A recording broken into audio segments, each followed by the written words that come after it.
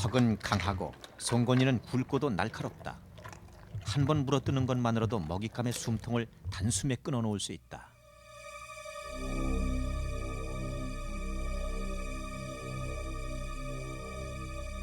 웬만한 짐승은 번갯불처럼 형형한 그 눈빛만 봐도 저항할 의지를 잃어버린다.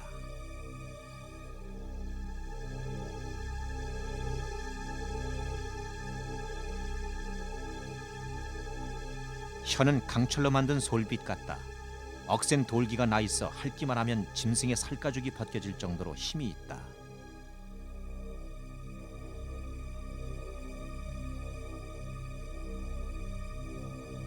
귀는 작다. 허나 꼿꼿하게 서 있던 귀가 뒤통수 쪽으로 납작 붙으면 그것이 곧 공격 신호다.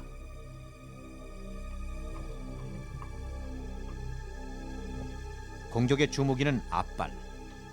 단일격의 황소의 등뼈를 으스러뜨릴 만큼 위력 있는 앞발에는 공격하는 그 순간 10cm나 되는 크고 날카로운 발톱이 튀어나온다.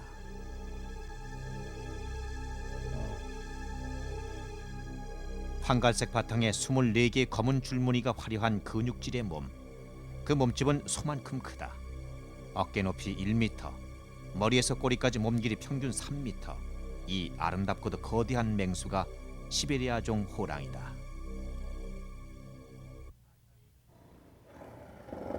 아시아에 있는 8개 종의 호랑이 가운데서도 가장 크고 힘이 센 호랑이종. 바로 한국 호랑이의 모습인 것이다.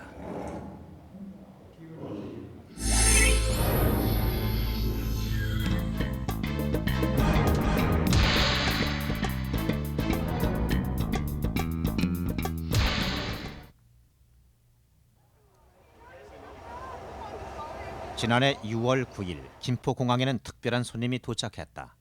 호랑이 한 쌍이 그 주인공이었다. 김영삼 대통령의 중국 방문 기념 선물로 중국 정부가 기증한 것이었다. 지금은 광릉 수목원의 쾌적한 숲속으로 옮겨진 이 호랑이들은 근 한 달여를 두고 연일 온 나라 안에 들끓는 관심의 표적이 됐다. 우리나라 동물원에 호랑이가 없어서가 아니었다. 비록 사육된 지 3, 4대째 후손이긴 하나 이 한 쌍이 백두산 호랑이의 혈통을 받았다는 바로 그 점 때문이었다.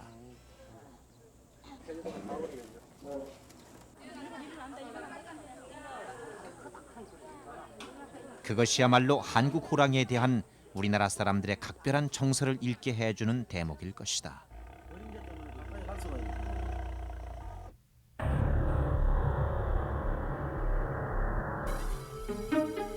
우리에게 호랑이는 두려우면서도 친근한 존재였다. 우리나라는 호랑이의 나라였다. 국토의 70%가 산지인 이 땅에는 일찍부터 호랑이가 득실거렸던 것이다. 고려시대에는 지금의 서울인 한산군에서 고을원님이 3차례나 호랑이에게 물려갔으며 구중궁궐의 왕조차도 겨울에는 호랑이 울음소리에 잠을 이룰 수 없었다는 기록이 전해진다. 조선시대에 들어서도 사정은 마찬가지였다. 호랑이들은 궁궐의 담을 뛰어넘고 마을을 침범했으며 호랑이 출몰 기록은 끊이지 않았다.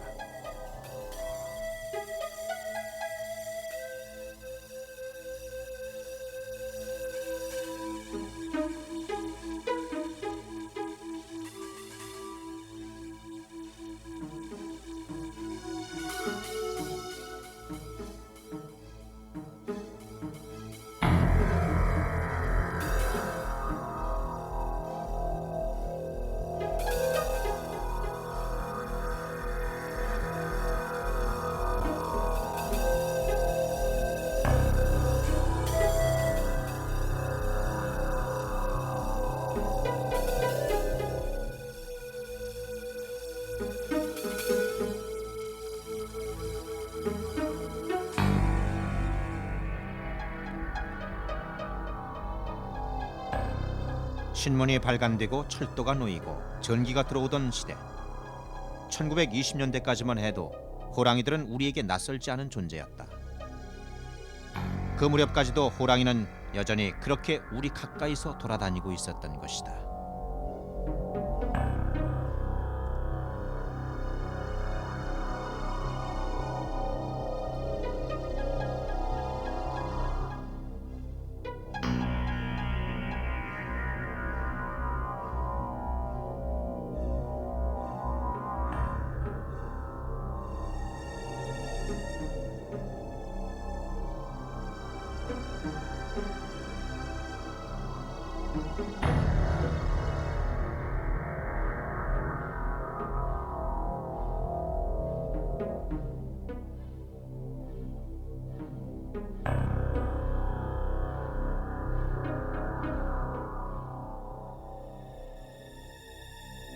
산군, 산군자, 산중영웅. 우리는 호랑이를 그런 이름으로 높여 불렀다. 사람도 호랑이의 기상을 담고자 원했다. 천지간에 당할 것이 없는 호랑이의 위력을 그 오랜 세월 동안 몸으로 체험하며 살아왔기 때문이었다. 위력이 공포를 낳고 공포가 외경심을 낳았다.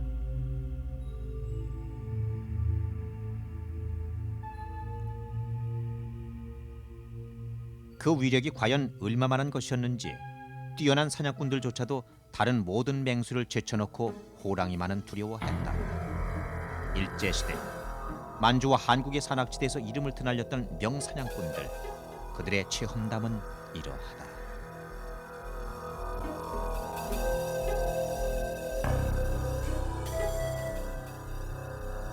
숲에서 갑자기 호랑이와 마주치게 되면 자기도 모르게 그만 그 자리에서 대소변을 싸게 됩니다.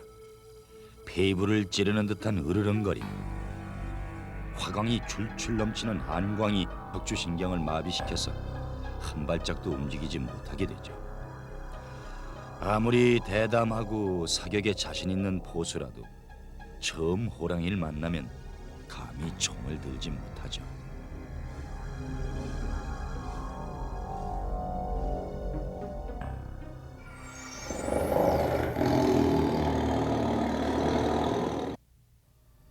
호랑이가 특히 무서운 점은 다른 어떤 맹수에게도 없는 강한 복수심을 가지고 있다는 것입니다. 사자나 표범 따위는 한 마리가 공격당하면 주위 다른 놈들은 모두 달아나게 마련입니다. 그러나 호랑이만은 남아있는 동료나 배필이 반드시 복수를 합니다. 놈은 어딘가 숨어있다가 불시에 그 사냥꾼을 기습합니다.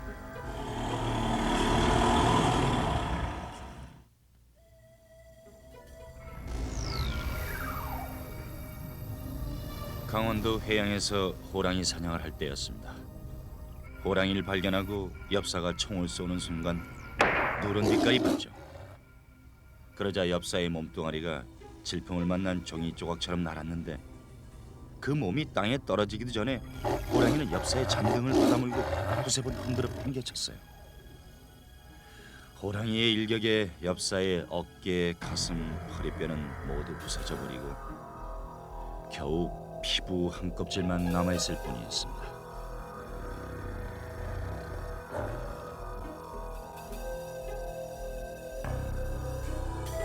동물원의 철창에 갇혀있는 호랑이밖에 본 적이 없는 사람들에겐 도저히 상상도 할 수 없는 위용, 그것이 우리 호랑이였다. 그러나 그 호랑이가 남한에선 이미 멸종된 지 오래다.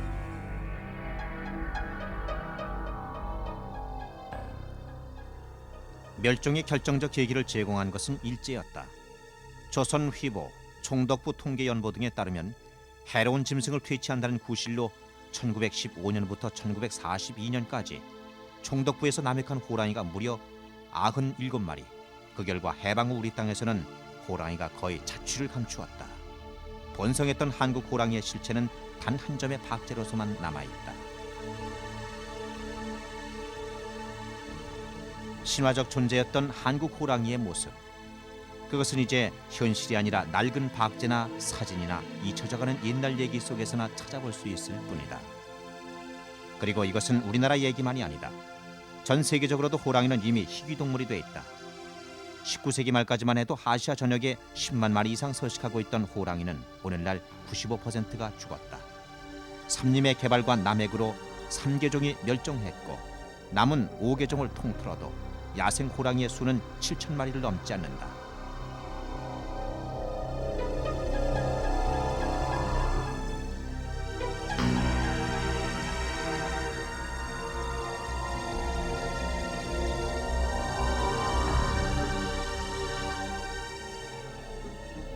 야생의 한국 호랑이는 이제 영영 만날 수 없는 것일까? 한반도 남단에서부터 베이징, 몽골 동부, 시베리아까지 광범위하게 퍼져 있었던 그 시베리아종 호랑이. 오늘날에는 러시아의 남동부 지역을 중심한 중국과 북한의 일부 지역에만 겨우 200마리 미만이 남아있다. 한국 호랑이의 원형을 만나려면 이제 우리는 러시아까지 가야 한다.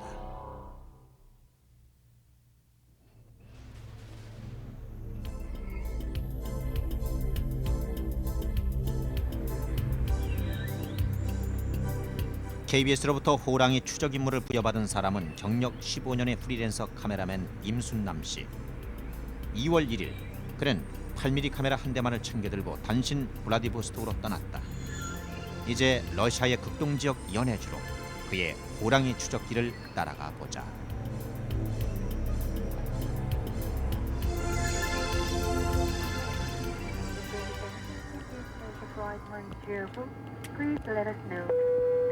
마침내 왔다. 호랑이의 고장 블라디보스톡. 몇 년 전에는 호랑이 한 마리가 시내까지 들어와 어슬렁거렸다는 도시다. 그놈은 전차에 올라타려다가 결국 사살되었다지만 여기밖에 볼 거 없어요.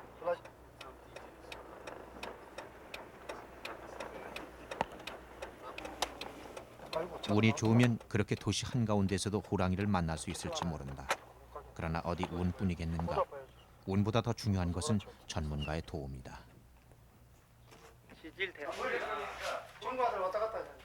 러시아 과학원 극동지구에서 드미트리 티코노프 박사를 만날 수 있었던 것이 바로 나의 운이었다.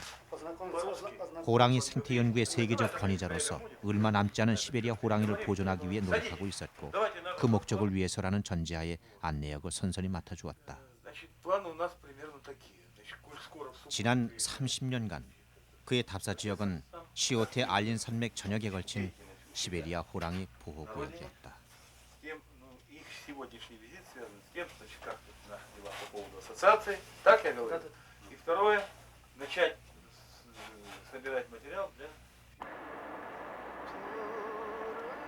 박사가 산행 준비 작업을 하는 동안 나는 우수리 지방으로 이동했다. 그곳에 호랑이가 많다는 얘기를 들었기 때문이었다.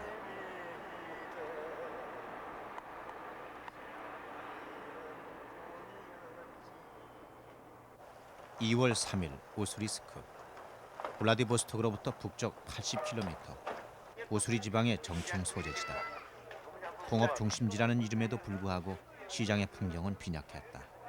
중고기계 부품들이 중요한 상품으로 진열되어 있고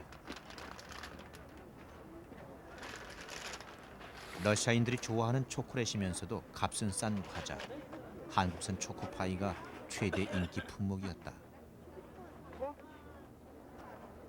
한말일에 우리 동포들의 망명지였던 연해주의 도시답게 조선족들의 모습 또한 드물지 않았다. 그들은 아직도 우리식 생활 습관을 이어가고 있었다.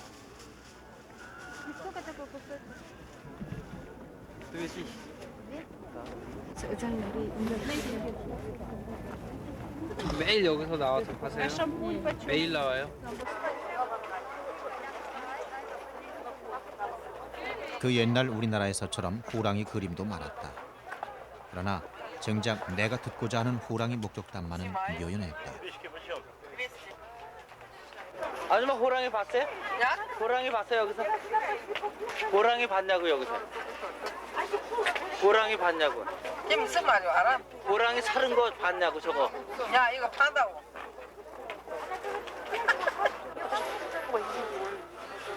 모피가 흔한 땅. 그러나 호랑이 가죽은 없다. 1947년 구소련에서부터 호랑이 사냥은 공식적으로 금지되었다. 그런데도 불구하고 이제 이곳에서조차 호랑이가 희소동물이 되어 있는 까닭은 최근 4년 사이에 폭발적으로 성행하고 있는 밀렵 때문이라고 한다.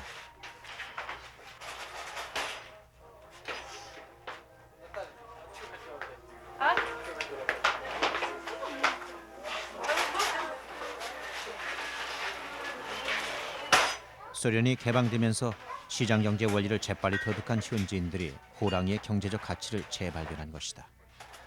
그래서 이제 우스리크에서도 호랑이는 옛 영광의 상징처럼 여기저기 상호 속에서만 자주 만날 수 있다. 어쨌건 수소문 끝에 4년 전에 호랑이를 직접 만났다는 한 사람을 간신히 찾아냈다. Прошел поле и назад уже вертался, назад. Вот так поле идет. 난 потом 그때 дорога. 들판 가장자리를 따라 걷고 있었습니다. 그 주위엔 아무도 없었고 나 혼자 걷고 있는데 그때 갑자기 뒤에서 호랑이가 울부짖는 소리가 들렸습니다. 뒤를 돌아보니 호랑이가 날 덮치려고 달려드는 것이 보여 난 그냥 주저앉아 버리고 말았죠. 호랑이는 날 덮쳤고 난 땅 위에 자빠져 버렸습니다. Распластал на спину, я и упал. Ружье у меня как 호랑이가 내 가슴을 짓누르고 난 그냥 바닥에 누워 있었지요. 난 어떻게 해야 할지 몰라 막막했는데 호랑이는 내 머리를 치려다가 앞발로 내 손을 누르고 놓질 않았습니다.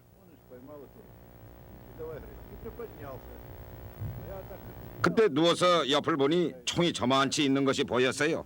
내가 그걸 당기려고 애쓰는 동안 그놈의 호랑이가 여기 내 손을 그리고 손목을 그 다음엔 팔꿈치를 물었지요. 난 총을 끌어당겨 간신히 방아쇠를 당겼습니다.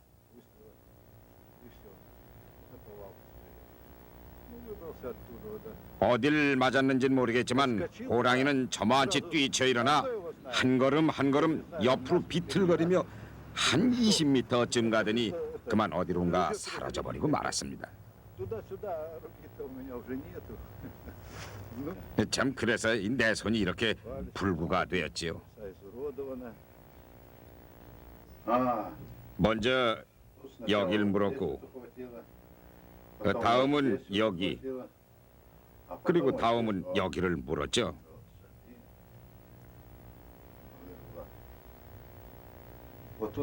여기 뼈가 2개가 있는데 첫 번째입니다. 그리고 2번째예요. Сухожилие же нет. 이 2번째는 죽은 뼈예요. Вот тут она повырвала. Вот она вот. 팔꿈치부터 여기까지는 움직이질 않죠. Вот, за счет её- 여기는 움직이고요. 네.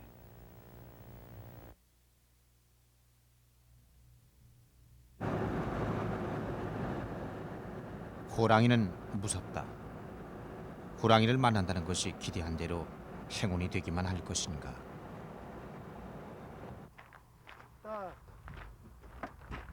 그러나 돌이킬 수는 없다. 2월 5일 출발을 약속한 날이다. 블라디보스톡과 우수리스크의 중간 지점 라지도리나야에서 피코노프 박사를 만났다. 이제 정말 가야 하는 것이다. Здравствуйте, здравствуйте. Ладно, я пока сбегаю. Ну, иди сюда. 피크노프 박사는 마치 피크닉이라도 가는 듯한 표정이다.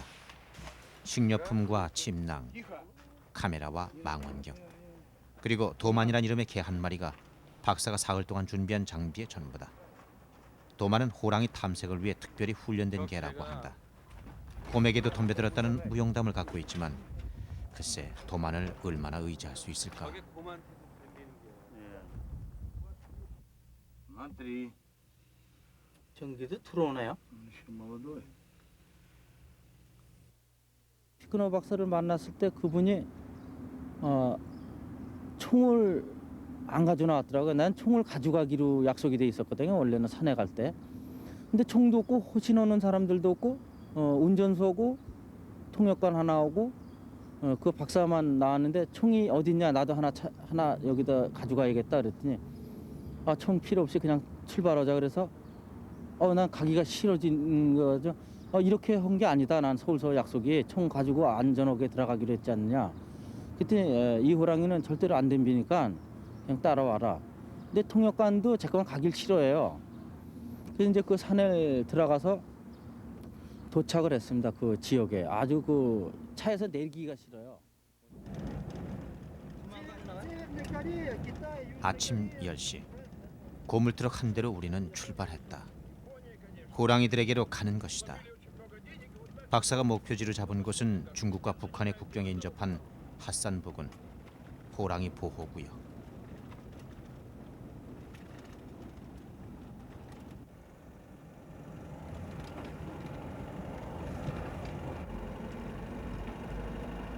보호구역의 외곽에는 밀렵 감시원이 상주하고 있다.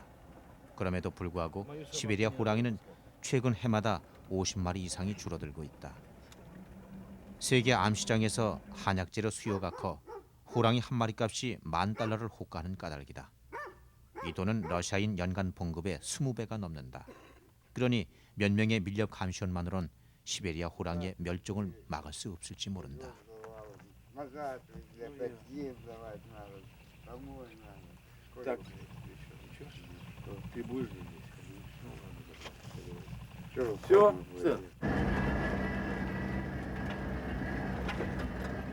고속도로처럼 뻗어있는 눈길은 실은 길이 아니라 얼어붙은 엘두강이다. 핫산 지방을 흐르는 엘두강을 따라 수왕산 쪽으로 올라간다.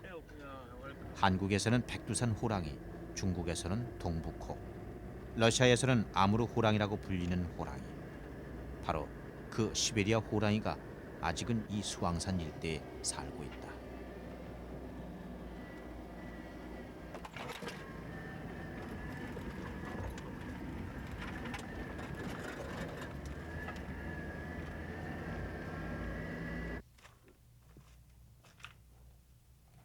엘두강의 지류 쪽으로 접어든 다음 차가 섰다. 더 이상 올라가면 식수를 구할 수 없다. 여기서 물을 떠가야 한다.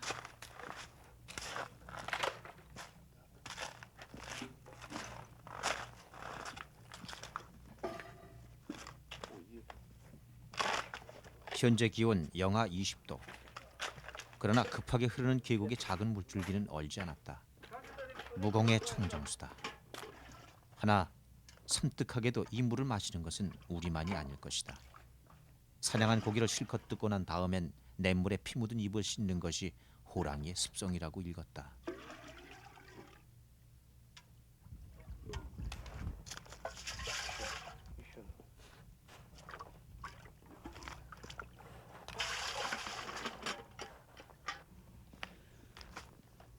박사는 이 인근에 살고 있는 호랑이를 10마리에서 15마리로 추산했다. 그리고 여기는 벌써 호랑이 출몰 지역인 것이다. 한가롭게 얼음 밑에 물고기나 구경할 때가 아닌데.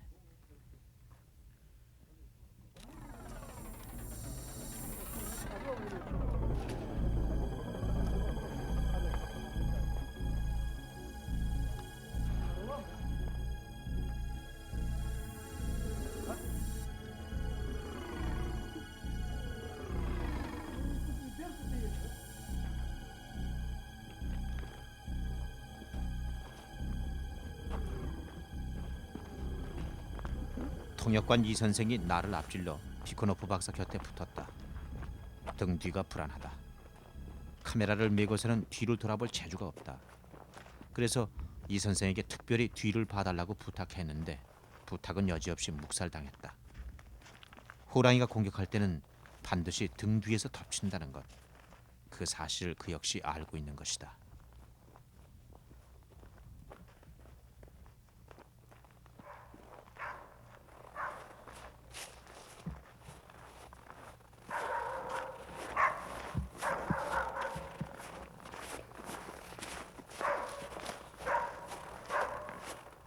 갑자기 도만이 짖기 시작했다. 무엇을 본 것일까?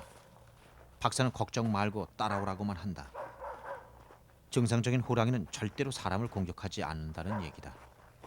그러나 늙었거나 부상당했거나 사람에게 해를 입었던 호랑이는 예외다.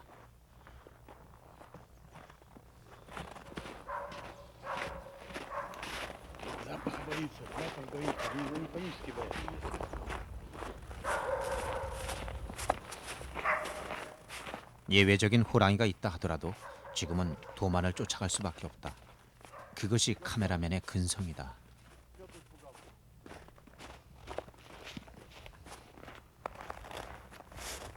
짐승의 발자국이 나타났다. 도만이 쫓은 것은 호랑이가 아니었다. 순간적으로 교차하는 안도와 실망. 그러나 이제 정말 살아있는 야생의 생태계 속에 들어왔다는 실감이 등골을 훑어간다.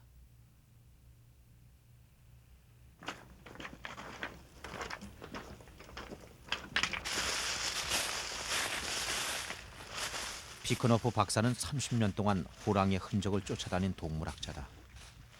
사람이 밟아본 적이 없는 이런 산림지대를 수없이 탑사해왔다. 그의 전공이 살아있는 호랑이기 때문이다. 인근에는 박사의 연구소에서 연구용 목적으로 설치해놓은 덫이 있다. 원시적으로 보이지만 이건 역시 호랑이를 산채로 상처 없이 잡기 위해 고안된 것이었다.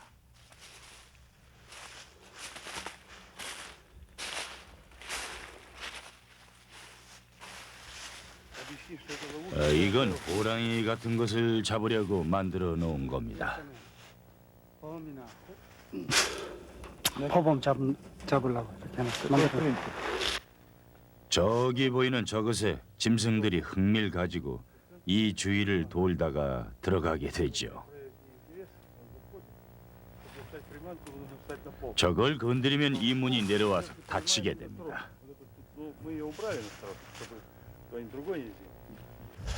Объясню. Сейчас там нет, еще не вышел. Сейчас там пока мы ловили не. 이 방법 말고 올가미를 사용해서 빨리 잡는 방법도 있습니다. 그러나 그건 더 힘들죠. Петель и тоже ждать, потому что 15-20 дней. Ну, допустим, 20 петель ставим втроем. Ждать. Поэтому это штука такая нудная. Зарядил, и каждый день надо... 트럭은 가다가 다시 멈추었다. 이번에는 도만보다 박사의 눈이 더 빨랐다. 차를 세운 박사가 운전사를 야단쳤다. 트럭 바로 옆에 있는 발자국도 못 보느냐는 것이었다. 과연 발자국이었다. 진짜 호랑이의 발자국이었다. 이곳에는 정말 호랑이가 살고 있는 것이다.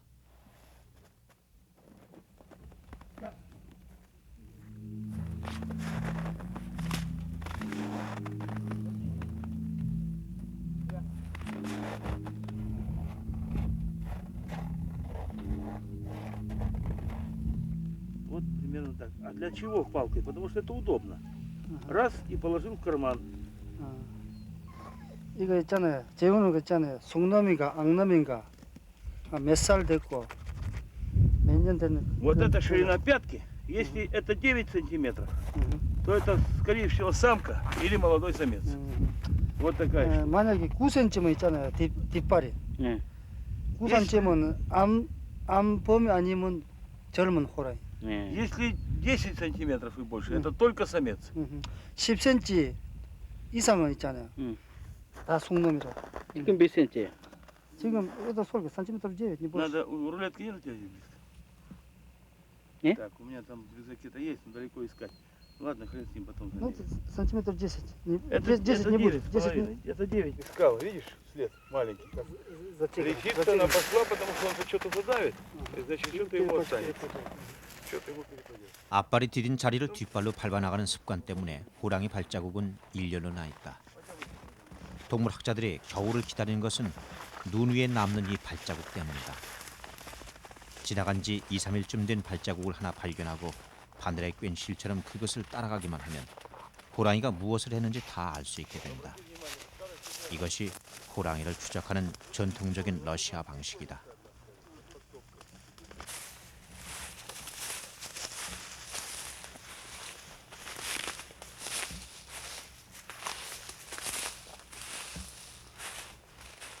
그러나 우리가 발견한 발자국은 너무 오래된 것이었다. 일주일이나 열흘 이상 된 발자국은 다른 동물들이 짓밟고 지나가거나 기상의 변화로 금방 흔적을 잃기 마련이다.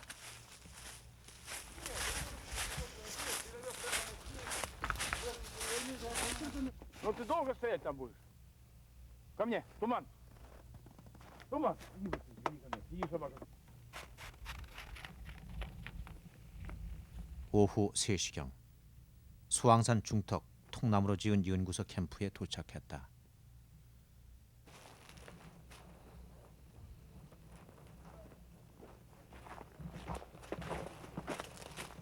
여기서부터는 더 이상 차가 갈 수 없는 곳이다. 운전수가 돌아가고 나면 이 거칠고 황량한 통나무 집에는 박사와 나, 통역관 세 사람만이 남을 것이다.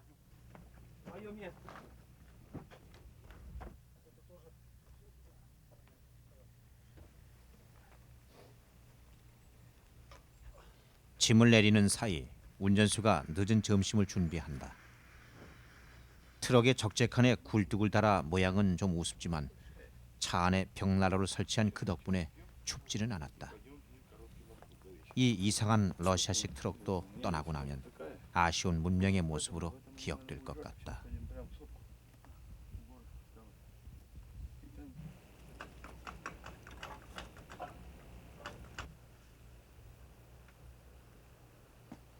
박사의 권유로 우스리스크 지방의 소수민족인 우데게 민족의 전통 옷으로 갈아입었다.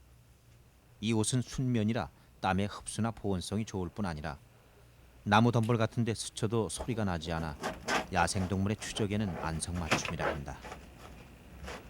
박사에게는 이것이 이를테면 전투복인 셈이다. 식사가 끝나고 나면 본격적으로 작전을 개시하겠다는 뜻인 것이다.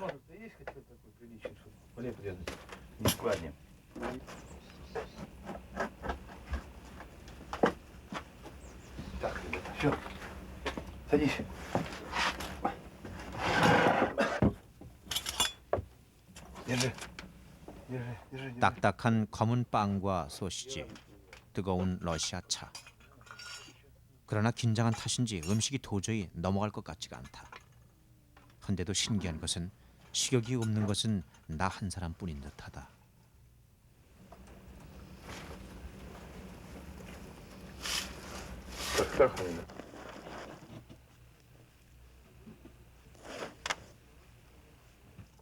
박사는 해지기 전에 캠프의 뒤쪽을 한번 둘러보자고 한다.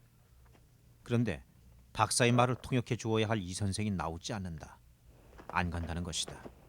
생명수당 받는 것도 아닌데 산에는 절대 못 간다. 그것이었다.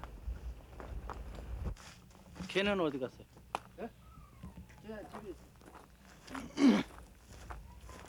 하는 수 없었다. 혼자 박사를 쫓아갈 수밖에.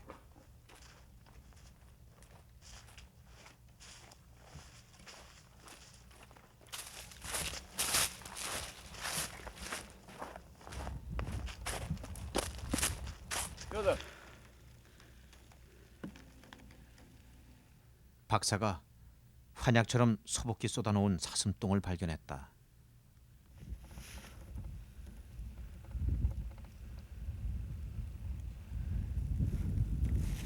사슴이 많이 사는 삼림에는 반드시 호랑이가 있다. 생태계는 먹이 사슬로 연결되어 있기 때문이다. 호랑이들이 제일 좋아하는 먹이는 멧돼지지만 사슴도 썩 괜찮은 성찬인 것이다. 아니나 다를까 부근을 면밀히 관찰하던 박사가 또 무엇인가를 찾아내서 부른다.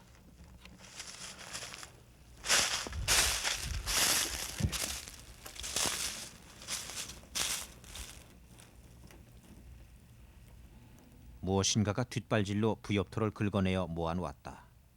박사는 그것이 호랑이가 자신의 영역을 표시해 놓은 것이라 한다.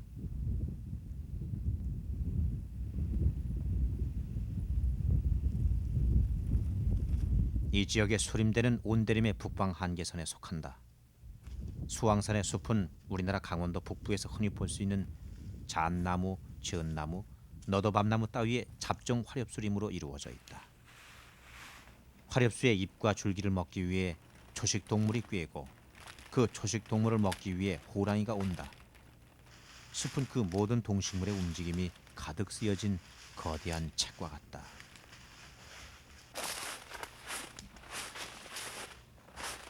동물학자란 미세한 흔적을 통해 그 책을 판독해내는 사람들이다.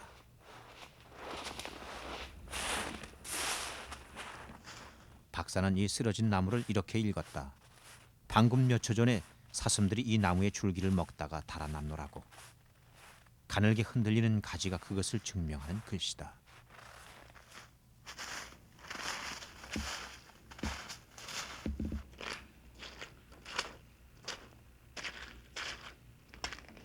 인정미답의 자연림 속에서 보통의 사람들은 문맹과 같다. 모르는 것은 무섭다. 한 번도 실체를 보지 못한 야생 시베리아 호랑이가 무섭다. 솔직히 무서워서 밤에는 통나무집 밖을 나갈 수조차 없다.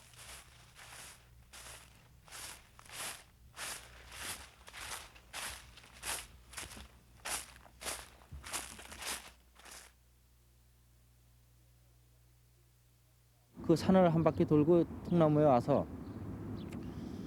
저녁을 먹자 그러면서 하는데 저녁은 잘 안 먹었어요. 저는 이제 보드카나 마시자고 그래서 보드카 마시고 식사를 다 했다 그래서 이제 두루누는 침낭에 들어가서 가만히 있는데 내가 여길 뭘로 왔나 괜히 왔나 이런 긴박한 상태도 모르고 내가 여길 뭘로 왔나 그거에 잠을 이룰 수가 없었습니다. 내일은 또 거기 가면은 진짜 많은 곳이라는데 거기서는 진짜 나타날 수도 있는데 내일은 괜찮을까? 하루하루 가는 게 상당히 몇십 년이 막 지나가는 것 같이 막 하여튼 가면은 그냥 쫓아가는 거지 내가 그거 얼떨결에 그 발걸음이 가는 거지 머리는 뭘 생각을 못 하겠어요. 띵한 게 그러면서도 이렇게 앞에 나타나면 찍어야지 그 생각 무서운 생각 그게 계속 겹치는 겁니다. 그냥 뭐 10분이라도 이렇게 토울지는 게 아니라 머리에서는 그 생각만 왔다 갔다 하는 거예요.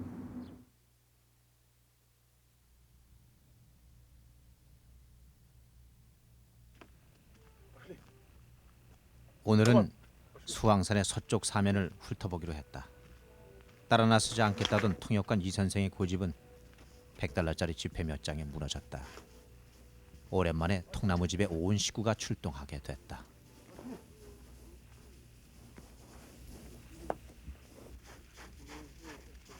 곰의 흔적을 발견했다. 꿀을 따먹기 위해 볼집을 송두리째 드러낸 나무 구멍. 곰의 말라붙은 배설물에는 소화되지 않은 도토리 깍지가 그대로 박혀 있다.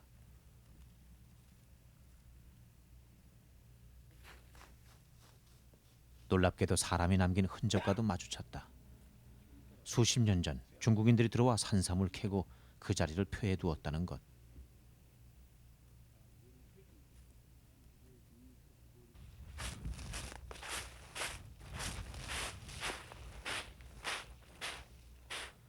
사람들의 손길이 닿지 않는 천여림에는 나무들이 저절로 자라고 저절로 쓰러진다.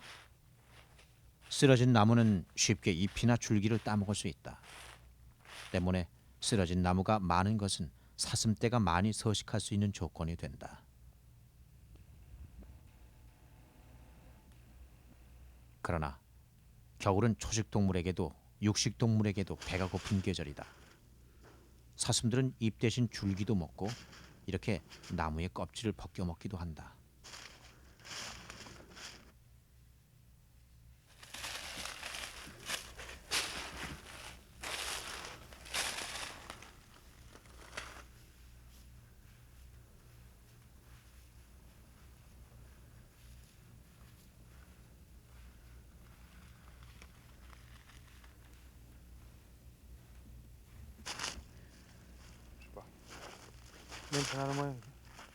벼랑간 도만이 격렬하게 몸을 뒹군다. 맹수가 짐승을 잡아먹은 자리에서 이런 반응을 보인다는 설명. 위협을 느낀다는 증거다. 위협을 느낀 것은 도만만이 아닌 것 같다. 내 뒤에 있던 이 선생이 어느새 또 나를 앞질러 박사 곁을 따른다.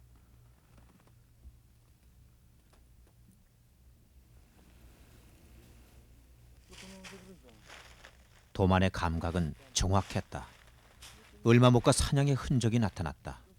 호랑이다. 호랑이는 목표물이 눈치채지 못하게 바람을 등지고 소리 없이 뱀처럼 포복해 왔을 것이다.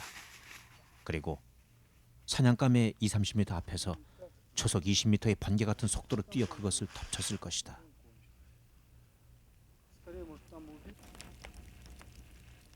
희생이 된 사슴의 뼈가 주위에 널려져 있다. 한 마리의 호랑이가 굶어 죽지 않기 위해서는 하루 평균 10kg의 고기가 필요하다. 최소한 한 달에 서너 마리는 사슴을 잡아야 한다. 그것이 숲의 법칙이다.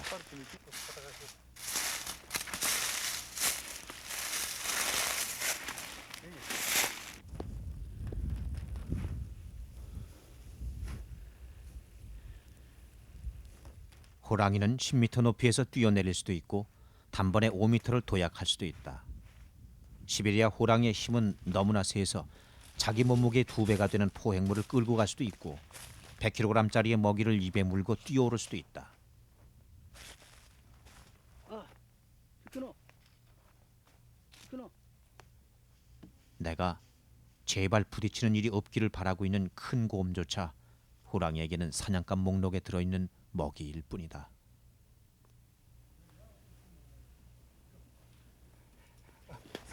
место тигра голубого сегодня фотографии.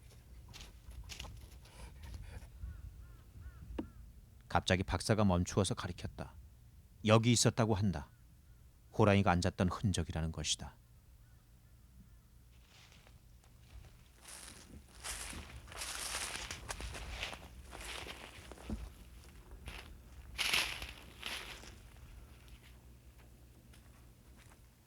발견하기는 그곳에서 나를 보고 있다 그러잖아요. 거기 중간 산떡 같은 데서 내가 오면은 조그만 동굴만 있으면 자기가 엎드리면 우리 눈으로는 안 보이고 그놈은 이제 그 호랑이는 우리 가는 거를 주시해서 계속 본답니다. 근데 우리가 보면은 그걸 찍을 수 있는 거고 못 보면은 그놈이 보고 있답니다. 그러니까 상당히 그 먼점 발견하기가 굉장히 힘든 거죠. 누군가 은밀히 나를 보고 있다는 것은 기분 좋은 일이 아니다. 더욱이 그것이 호랑이라면 말이다. И караулят оленей, которые переходят из одного бассейна в другой. 보통 봄들 있잖아요. 이렇게 된 게. 여기. 숲에는 무수한 동물들의 길이 있다. 사슴처럼 무리지어 다니는 것들이 자주 오가다 보면 그 이동로에는 이처럼 뚜렷한 진짜 길이 생기게 된다. 5월달 정도면 그때도 많이 댕겨.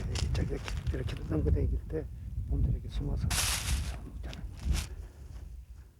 단독 생활을 즐기는 호랑이는 눈에 띄는 길을 남기지 않는다. 추적자가 있다는 것을 눈치채면 바위 위로 이동해 발자국을 숨기는 지혜도 지녔다 한다.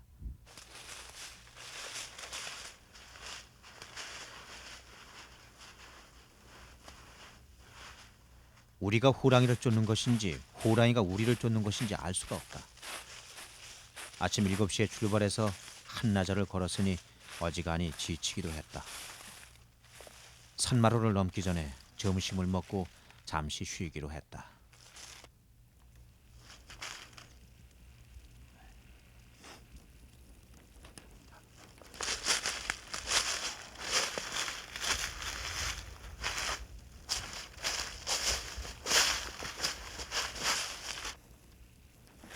뭐 먹고 여기죠?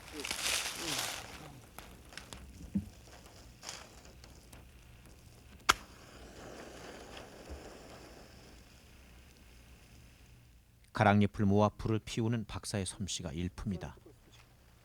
오랜 산행에 단련된 사람만이 가질 수 있는 능숙한 몸짓.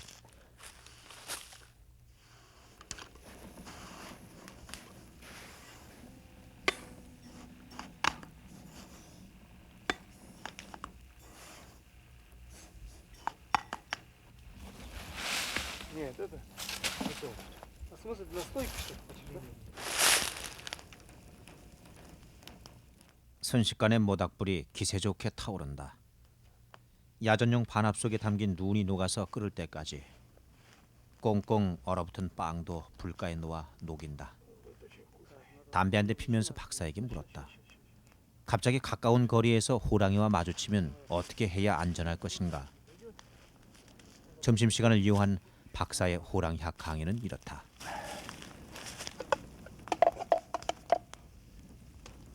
첫째, 호랑이의 식사 장소에서 만나는 것은 절대 피하라. 이때 호랑이가 화내는 건 장난이 아니다. 동물의 시체가 있는 것은 까마귀들이 떠드는 소리로 쉽게 알 수 있다. 둘째, 삼림지대에서 소리 없이 살금살금 걷지 말라. 불시에 사람과 맞닥뜨리면 호랑이도 당황한다. 당황한 나머지 덤벼들 수도 있다. 셋째, 정작 호랑이를 만났을 때는 놀라서 등을 돌려 달아나는 따위의 짓은 하지 마라. 고양이과의 동물들은 빨리 사라지는 것에 대해서는 본능적으로 달려든다.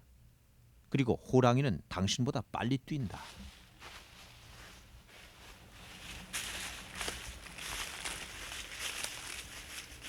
그래서 박사는 안전하게 서서히 먼 거리에서 호랑이를 볼 수 있도록 우리를 안내해줄 흔적을 찾고 있다.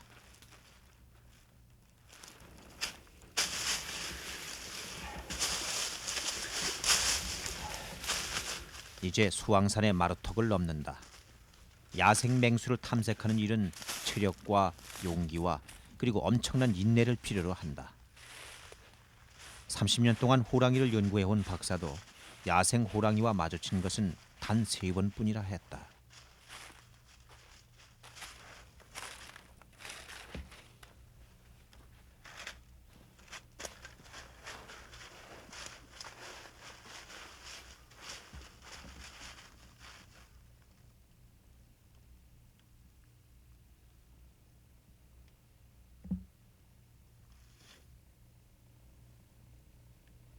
그런데 도만이 꼬리를 내렸다. 자신이 감히 대적할 수 없는 상대, 호랑이 냄새를 맡은 것이다.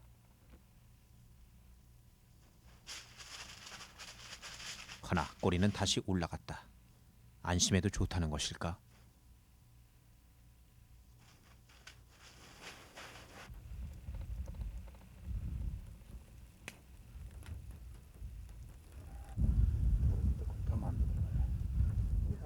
호랑이는 이 나무를 발톱으로 핥히고 등을 부볐다. 독특한 퇴치로 자신의 영역을 표해 놓은 것이다. 나무에는 한 오리의 긴 호랑이 털이 붙어 있었다. Возможно, этот самый хищник. Сейчас на гору поднимемся, будем слушать.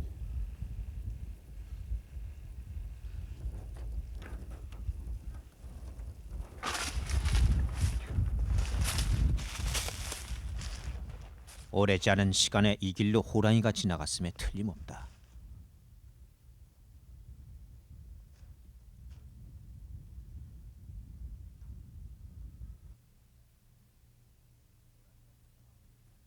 호랑이가 사냥을 위해 이동할 때는 좌우 양사면이 잘 보이는 산마루를 좋아한다.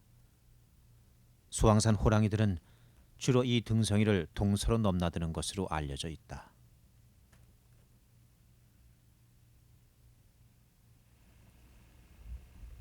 지루한 시간이 흘러갔다. 그러나 웬일인지 박사의 망원경에도 호랑이는 잡히지 않는다. 박사는 40일간 함께 잠복할 것을 제의했으나 일정을 그렇게 늘려 잡을 수는 없었다.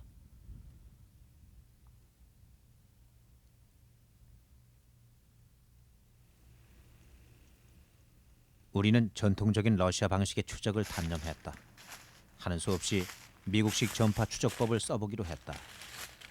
몇 년 전 러시아 미국 합동연구팀은 이 지역에서 호랑이와 표범 각 한 마리씩의 전파 발신 장치를 달아 놓아주었다. 수신기를 작동하면 그 호랑이의 목에 매달린 발신 장치로부터 매 초마다 신호가 들어오게 돼 있고 그것으로 현재 위치와 행동까지 알 수가 있다.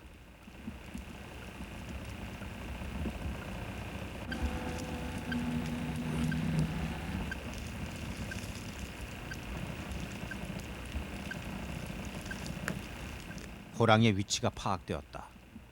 그러면 지금 서쪽 중국 국경 쪽에 가 있다. 하나 국경지대에는 접근이 불가능하다. 기다리느냐 포기하느냐 결국 그 문제가 남았다. 박사는 다른 지역으로 이동할 것을 제안했다. 2월 8일 좀 더 많은 가능성을 찾아서 우리는 하산했다. 밤 들판에는 들불이 끝없이 번져가고 있었다.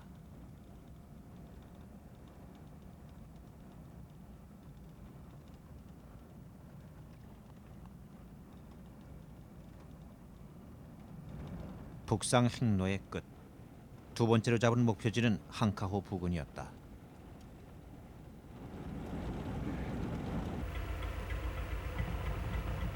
추위는 더 심해졌다. 도로까지 꽁꽁 얼어붙어 여기서는 길에서도 스케이트를 신고 다니고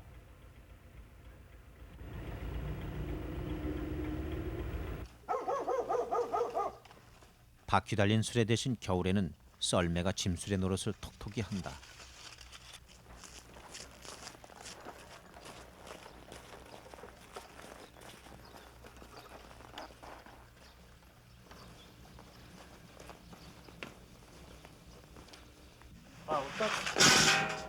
О, и вот того, как раз. Не, вот того держи рукой, вот так вот. 마을의 집집에는 야생동물의 가죽들이 흔하게 널려 있다. 이 집의 주인 남자가 잡은 것은 가슴에 흰 무늬가 선연한 반달곰. 마을 사람들은 짐승이 사람을 덮쳤거나 가축이나 농작물에 피해를 주어 잡은 것이라고 한다. 흔한 모피는 이 지역의 풍요한 생태상을 말해주는 듯하다. 그러나 마구잡이 노획이 계속된다면 이 훌륭한 반달곰들도 마침내 찾아볼 수 없게 될 것이다. У бурого большие тупые. Да. Как кошачьи. 총 가지고 있으니까. 네, 햄베 들었어. Что? Ну, напал, говорит. Ну да, да. Пришлось застрелить. 쇠딱따구리가 곰 가죽에 기름기를 쪼고 있다.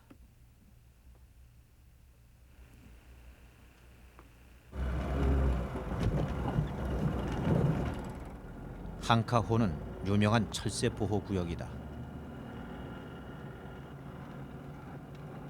항카호가 철새 보호 구역으로 지정된 것도 40년간에 걸친 학자들의 노력 덕분이었다.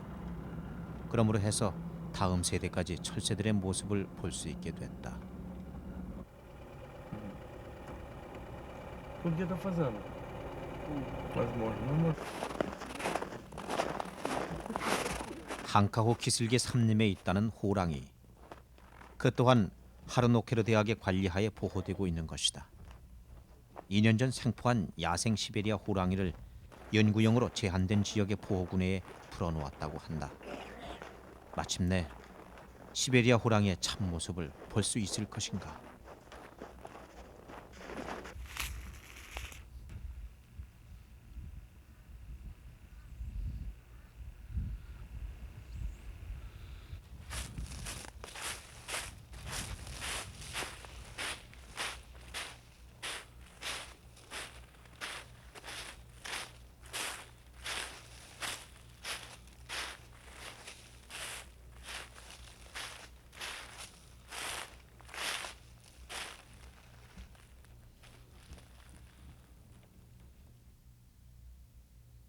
무엇인가가 눈앞을 스쳐갔다.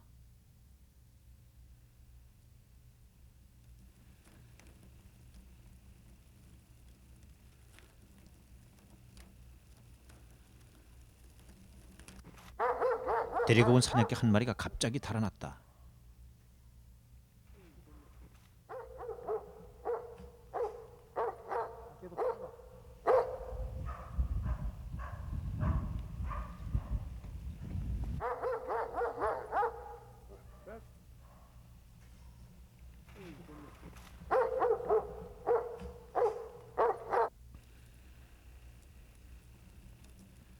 순식간의 일이었다. 사냥은 그렇게 끝났다.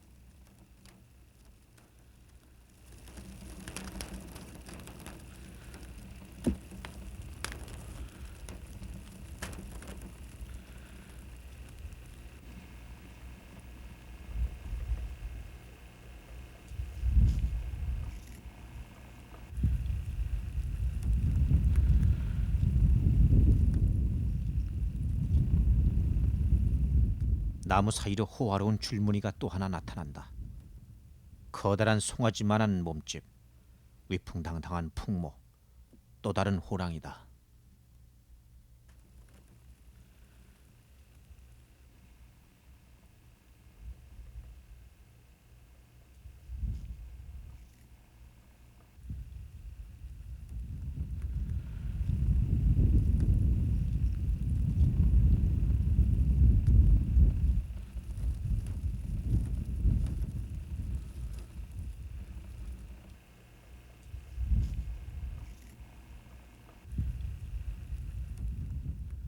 전방 70m.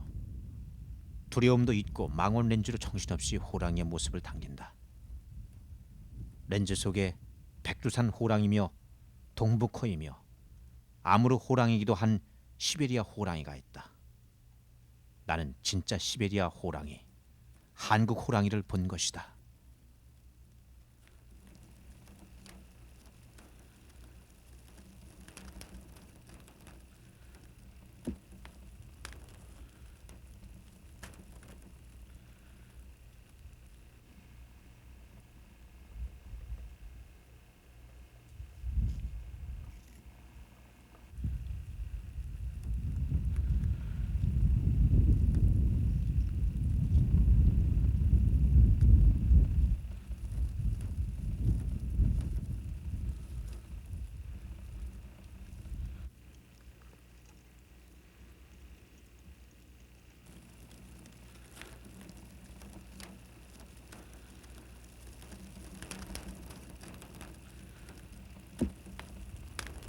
Амурский тигр.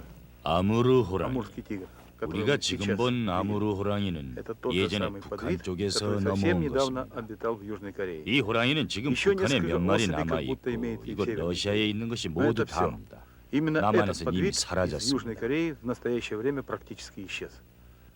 Сегодня, чтобы 오늘날 сохранить 호랑이를 보호하기 위해 해야 할 아주 어렵고 중요한 과제가 두 개 있습니다. 첫째는 현재 호랑이가 살고 있는 지역을 보호하는 것입니다. пригодное для жизни 둘째는 밀렵꾼을 없애는 것입니다. сегодня 오늘 우리는 아주 훌륭한 호랑이를 보았습니다. замечательный экземпляр 지금 самец и самка. 당장 이런 노력을 기울이지 않는다면 단 몇 년만 늦어도 이런 멋진 동물은 영원히 사라질 Будет 것입니다. поздно. Такой красивый зверь навсегда может покинуть планету Земля.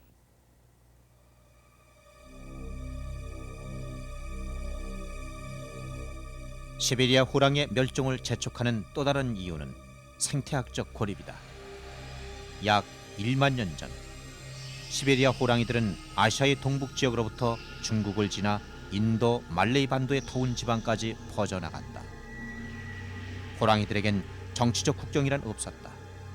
이어진 산과 들이 그들의 길이었다. 극동 러시아로부터 한반도의 백두대간까지 산과 들은 여전히 이어져 있으나 오늘날 호랑이의 그 길은 단절되었다. 러시아와 중국 사이에 한반도의 허리 한가운데 호랑이가 넘지 못할 높은 철책이 가로막고 있기 때문이다. 그 철책의 통로가 열린다면 꽃피는 봄, 새풀을 따라 사슴들이 넘어오고 그 사슴을 따라 호랑이도 넘어올 것이다. 4,500만 년 전부터 지구상에서 살아왔으나 2000년이 되기 전에 멸종이 예고되고 있는 맹수, 끊어진 생태계를 연결하는 일은 저 아름답고 사나운 동물 한국 호랑이를 지키는 또 하나의 제안이 될 것이다.